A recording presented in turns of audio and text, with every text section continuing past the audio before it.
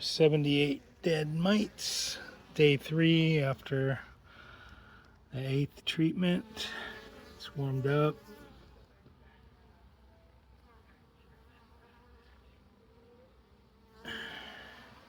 And this just slid off the top. Crashed down. Upset them just a little bit. Not too bad. But I'm going to do another treatment. It may be tonight or tomorrow. Haven't made up my mind.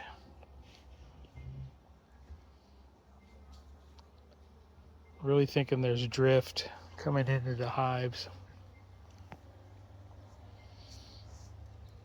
I don't know if there's another hive that absconded in the hood. It's kind of what I'm thinking. Especially some of the colors of some of these bees.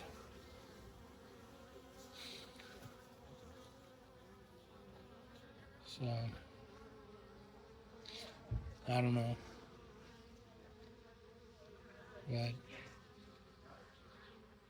I'm going to keep on treating until I got very little mite drop.